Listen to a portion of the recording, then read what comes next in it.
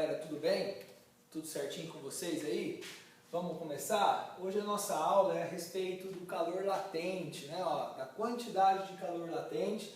Para a gente começar a aprender como calcular essa quantidade de calor, né? A gente vai primeiro ter que relembrar os estados físicos iniciais, os estados físicos básicos aí, que você conhece lá desde o ensino fundamental, que é o sólido, o líquido e o gasoso, né? Vamos falar um pouquinho deles. Qual que é a diferença básica entre o sólido, líquido e gasoso, né? A diferença fundamental existe na distância entre as moléculas, tá? Quando as moléculas estão muito pertinhas, né, ele tem até forma própria, que é o sólido.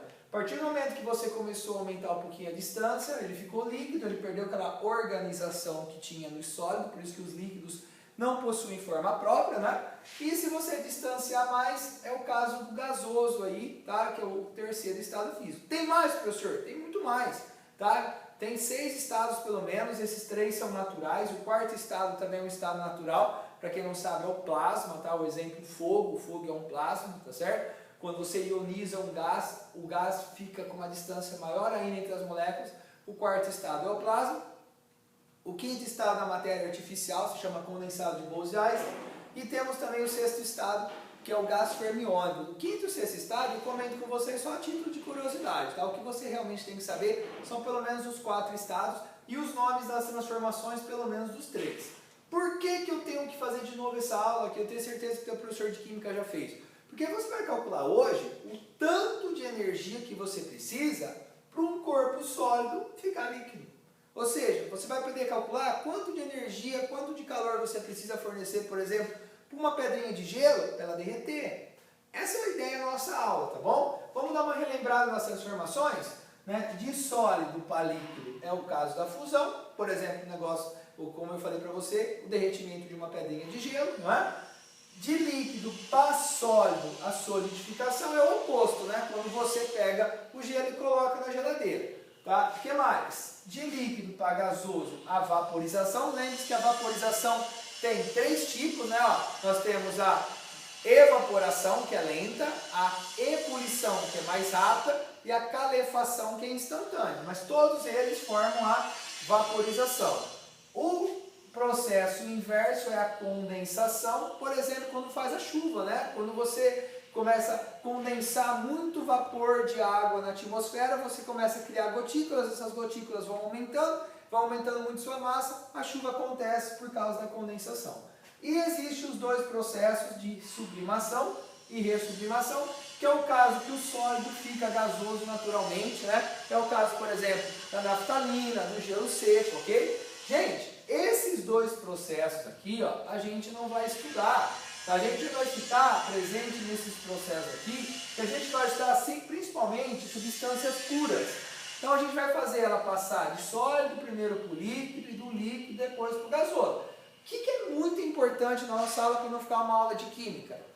O corpo tem que ganhar ou perder calor. Então vamos perceber, olha só. Se você tira uma pedrinha de gelo lá do freezer e coloca sobre a pia da sua cozinha, concorda que o ambiente vai fornecer calor para ele? Então, a fusão é chamada de processo, olha só, endotérmico. O que seria um processo endotérmico? São os processos que fazem o corpo ganhar calor. Quando ele receber calor, ele vai mudar o estado físico dele. Por exemplo, também, olha só, a vaporização. Se você pegar lá um copo com água e colocar lá no quintal da sua casa, com aquele calorzão que está fazendo, com o tempo você vai ver que a água está menor. Por quê? Porque ele recebeu o calor do ambiente e evaporou. Tudo bem?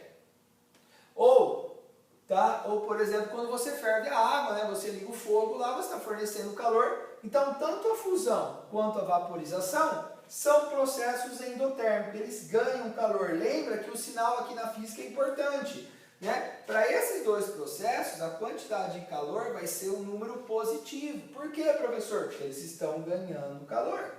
Agora, se for o oposto, eles perderem calor, é processo exotérmico, né? O processo exotérmico ocorre na solidificação e na condensação. Vamos entender? Olha só, vamos fazer o oposto, vamos fazer gelo. Quando você faz gelo, você pega na tua forminha, você coloca a água dentro e coloca ela no freezer, certo?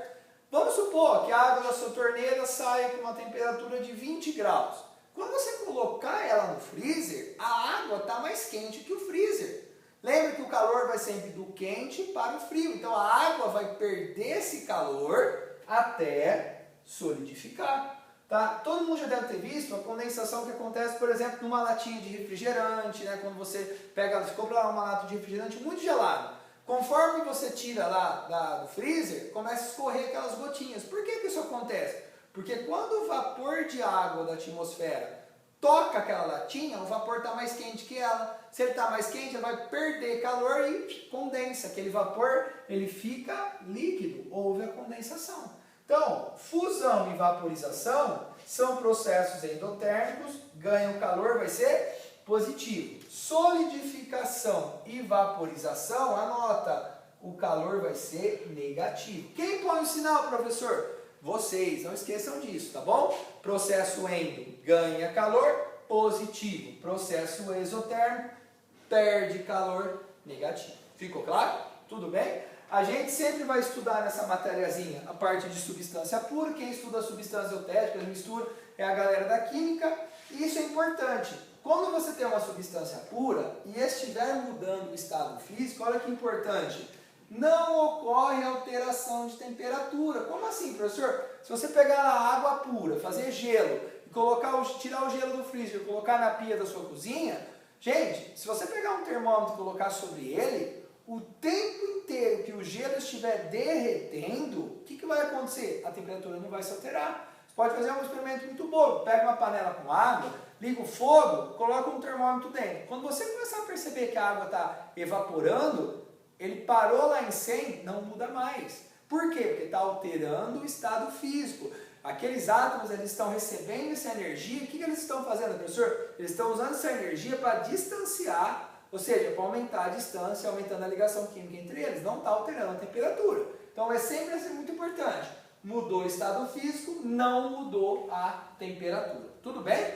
Como é que você vai fazer a continha? Você vai aprender a calcular o quanto de calor o corpo tem que ou ganhar ou perder para mudar o estado físico. Vamos lembrar da aula passada? Se você está alterando a temperatura, é o calor sensível. Aí você usava o quimacete, lembram disso? Hoje, como você vai mudar o estado físico, você vai usar o calor latente, que é o famoso, olha que lindo, o que mole, o que moleza, tá? O que mole é para calcular o tanto de calor, ok? Que o corpo está recebendo para alterar o estado físico dele. O M é a massa, e o que é esse L, professor? O L se chama constante de calor latente.